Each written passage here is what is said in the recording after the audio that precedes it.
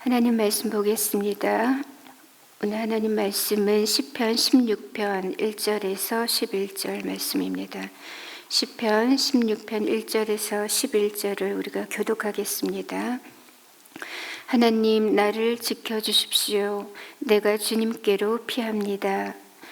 나더러 주님에 대해 말하라면 하나님은 나의 주님, 주님을 떠나서는 내게 행복이 없다 하겠습니다. 땅에 사는 성도들에 관해 말하라면 성도들은 존귀한 사람들이요 나의 기쁨이다 하겠습니다. 다른 신들을 섬기는 자들은 더욱더 고통을 당할 것이다. 나는 그들처럼 피로 빚은 제사수를 그 신들에게 바치지 않겠으며 나의 입에 그 신들의 이름도 올리지 않겠다. 아, 주님이야말로 내가 받을 유산의 몫입니다. 주님께서는 나에게 필요한 모든 복을 내려주십니다. 나의 미래는 주님이 책임지십니다. 줄로 재어서 나에게 주신 그 땅은 기름진 곳입니다. 참으로 나는 빛나는 유산을 물려받았습니다. 주님께서 날마다 좋은 생각을 주시며 밤마다 나의 마음에 교훈을 주시니 내가 주님을 찬양합니다. 주님은 언제나 나와 함께 계시는 분, 그가 나의 오른쪽에 계시니 나는 흔들리지 않는다. 주님 참 감사합니다. 이 마음은 기쁨으로 가득 차고 이 몸도 아무 해를 두려워하지 않는 까닭은 주님께서 나를 보호하셔서 죽음의 세력이 나의 생명을 삼키지 못하게 하실 것이며 주님의 거룩한 자를 죽음의 세계에 버리지 않으실 것이기 때문입니다. 함께 읽습니다. 주님께서 몸소 생명의 길을 나에게 보여주시니 주님을 모시고 사는 삶에 기쁨이 넘칩니다. 주님께서 내 오른쪽에 계시니 이 큰 즐거움이 영원토록 이어질 것입니다. 아멘. 오늘 다윗은 시편 16편을 하나님 나를 지켜주십시오. 내가 주님께로 피합니다. 라고 시작하고 있습니다. 구체적인 상황에 대한 언급은 없지만 우리는 현재 다윗이 매우 힘겹고 위태로운 상황 속에 놓여 있다는 것을 알 수 있습니다. 하지만 그러한 형편에도 불구하고 오늘 다윗은 그의 흔들림 없는 믿음을 고백하고 있고 또 주님께 찬양과 감사 그리고 기쁨을 노래하고 있습니다. 그렇다면 다윗에게 있어서 하나님은 도대체 어떤 분이셨길래 다윗은 위태할 때 곧장 하나님께로 피하면서 도움을 구한 것일까요? 그에게 하나님은 어떤 분이셨길래 그는 감사할 수 없는 상황 속에서도 여전히 하나님을 기뻐하며 찬양하고 있는 것일까요? 오늘 아침에는 이 시편 16편에 나타난 하나님이 어떤 분이신가를 함께 묵상하고자 합니다. 첫 번째로 하나님은 최상의 복 그리고 진정한 복이 되십니다. 2절에 나타난 다윗의 고백을 보시면 나더러 주님에 대해 말하라면 하나님은 나의 주님, 주님을 떠나서는 내게 행복이 없다 하겠습니다. 라고 고백합니다. 다윗은 지금 하나님을 나의 주님으로 고백합니다. 그리고 주님을 떠나서는 나에게 아무 행복도 없다고 말하고 있죠. 여기서 행복이란 좋은 것, 기쁘게 하는 선한 것을 말합니다. 다윗은 자신에게 있어서 가장 좋은 것, 그리고 자신을 기쁘게 하는 가장 선한 행복이 다른 그 무엇이 아니라 바로 하나님께 있다고 고백하죠. 돈이나 권력, 또 사람의 인정이나 명예에 나의 행복이 있는 것이 아니라 최상의 그 행복, 참된 그 행복은 바로 우리 주님 그분 자신이라는 것입니다. 또한 5절을 보시면 주님께서는 나에게 필요한 모든 복을 내려주십니다 라고 했습니다. 사실 오늘 우리가 누리는 모든 좋은 것들은 다 주님께로부터 온 것들입니다. 우리가 오늘 누리고 있는 크고 작은 모든 복들은 그저 우연히 우리에게 주어진 것이 아니라 하나님께서 내려주신 것들이라는 거죠. 즉 하나님께서 주셔야만 복이 되는 것입니다. 그리고 하나님께서 지켜주셔야만 그 복들이 유지되는 것이고 그때서야 비로소 복이 될 수 있는 겁니다. 복의 근원 되시는 하나님을 떠나서는 참된 복이 있을 수가 없고 또 우리 하나님께서 주셔야만 우리 하나님께서 지켜주셔야만 진정한 복이 가능해진다는 것입니다. 그러면서 다윗은 3절에 갑자기 성도에 대해서 언급하기 시작합니다. 3절 보시면 땅에 사는 성도들에 관해 말하려면 성도들은 존귀한 사람들이요 나의 기쁨이다 하겠습니다. 다른 신들을 섬기는 자들은 더욱더 고통을 당할 것이다 라고 합니다. 즉 땅에 사는 성도들이란 어떤 사람들이냐? 그들은 하나님만이 유일한 복임을 알고 하나님만을 섬기는 사람들입니다. 따라서 이들은 다른 신들을 따르는 자들과는 완전히 대비되는 사람들인 거죠. 하나님만을 따르고 하나님만을 사랑하며 경외하는 사람들이기 때문에 그들은 하나님 앞에서 존귀한 것이고 또 하나님의 기쁨이 되는 것입니다. 하지만 반대로 다른 신들을 섬기는 자들에게는 복이 아니라 화가 임하게 됩니다. 우상은 섬기면 섬길수록 더욱더 불안함과 두려움 그리고 고통과 불행이 가중됩니다. 하나님은 십계명의 제1, 2계명에서 나 외에는 다른 신들을 내게 두지 말라고 하셨고 그 어떤 우상도 섬기지 말라고 하셨습니다. 다른 신들과 우상을 섬기고 또 귀신을 의지하여 점을 치는 것은 하나님께서 가장 미워하시고 가증히 여기시는 일입니다. 복의 근원이신 하나님을 등지고 도리어 하나님께서 가장 미워하시고 역겨워하는 일을 행하면서 복을 기대하는 것은 어불성설이라는 거죠. 하나님께서 성도들을 존귀히 여기시고 그들을 기뻐하시는 것은 그들이 뭐 대단한 사람들이거나 위대한 일을 행했기 때문이 아닙니다. 다만 그들이 하나님만을 경외하고 사랑하며 또 신뢰하고 하나님만을 자기의 하나님으로 삼는 사람들이기 때문입니다. 성도는 하나님만이 유일한 복의 근원이심을 아는 자들입니다. 그리고 하나님만이 유일한 복의 시혜자임을 아는 자들인 거죠. 그러므로 오늘도 이 복되신 하나님을 가까이 하고 그분만을 섬기며 또 하나님으로 힘을 삼는 저와 여러분 되시기를 바랍니다. 두 번째로 하나님은 우리의 유산 곧 분깃이 되십니다.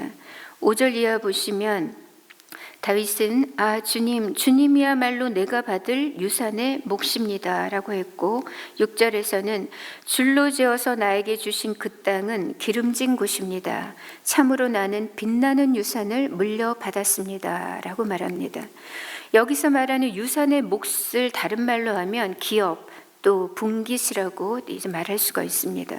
줄로 재어서 나에게 주신 그 땅도 하나님께서 나에게 정해주신 기업을 말하는 거죠. 여호수아서에서 하나님은 이스라엘 12지파들에게 정복한 가나안 땅을 분배해 주셨습니다. 그 각 지파마다 그리고 각자에게 땅을 선물로 할당해 주셨던 것이죠. 이렇게 유산과 분깃은 하나님께서 우리에게 주시는 것들입니다. 그런데 오늘 다윗은 5절에서 놀라운 고백을 했죠. 주님이야말로 내가 받을 유산의 몫입니다. 즉 다윗은 하나님께서 나에게 할당해 주신 그 유산 자체에만 주목하고 있는 것이 아닙니다. 주님이 바로 제게 분깃이고 주님이 나에게 빛나는 유산이 된다고 고백하고 있어요. 주님은 나에게 복을 주시는 분인 동시에 그분이 복 자체가 되시듯이 주님께서는 나에게 기업을 분배해 주시는 분인 동시에 빛나는 그 기업 자체가 되신다는 그런 고백인 겁니다. 사실 오늘 우리 수중에 있는 것들 중에 하나님께로부터 받지 않은 것이 하나도 없습니다. 우리는 빈손, 빈몸으로 이 땅에 왔지만 하나님은 우리에게 가장 좋은 것들로 채워주셨고 가장 좋은 것, 또 가장 좋은 사람들을 우리 곁에 두셨습니다.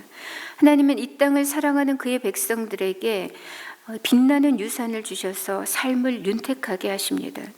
완전하신 우리 하나님, 사랑과 긍휼이 풍성하신 하나님께서 오늘 우리 각자에게 가장 적절하고 좋은 분깃을 주시는 것입니다. 동시에 우리 인생의 가장 좋은 분깃은 바로 무엇이냐? 그것은 하나님 손에 들려진 그 무언가가 아니라 바로 하나님 그분 자신이라는 것입니다. 철없던 어릴 때 저는 늘 퇴근하시는 아빠의 그 얼굴보다는 손을 먼저 쳐다보았습니다. 왜냐하면 아빠의 손에 들려진 그 비닐봉지가 늘 너무 궁금했기 때문입니다. 오늘은 또 무엇을 사오셨을까? 그 봉지 안에는 어느 날은 단감이 들어있었고 어느 날은 군고구마가 들어있었고 어느 날은 고기가 있었고 어느 날은 과자가 있었고 그래서 저는 언제나 그 아빠 손에 들려진 그 봉지에 항상 관심이 가 있었습니다. 하지만 아빠가 계시지 않는 지금은 그 아빠 손에 들려져 있던 그 봉지가 아니라 아빠 자체가 가장 큰 복이었고 가장 좋은 선물이었음을 이제 깨닫는 것입니다. 하나님은 언제나 우리에게 이런 선물 보따리를 들고 오십니다. 그러나 우리가 그 선물 보따리에만 주목한다면 우리는 어린아이의 신앙이 되는 것입니다. 선물 때문에 기뻐하는 것을 넘어서서 하나님 그분 자신으로 말미암아 기뻐할 수 있기를 바랍니다. 우리 하나님이 나의 최고의 분깃이 되시고 빛나는 유산이 되신다는 것을 잊지 마시기 바랍니다. 마지막으로 우리 하나님은 생명의 주님이 되십니다. 오늘 시편 16편은 다윗의 개인적인 믿음의 고백시이면서 동시에 메시아 예언시에 해당합니다. 10절 이하를 보시면 주님께서 나를 보호하셔서 죽음의 세력이 나의 생명을 삼키지 못하게 하실 것이며 주님의 거룩한 자를 죽음의 세계에 버리지 않으실 것이기 때문입니다. 주님께서 몸소 생명의 길을 나에게 보여주시니 주님을 모시고 사는 삶에 기쁨이 넘칩니다. 주님께서 내 오른쪽에 계시니 이 큰 즐거움이 영원토록 이어질 것입니다. 그런데 바로 이 부분을 베드로가 사도행전 2장에서 인용했습니다.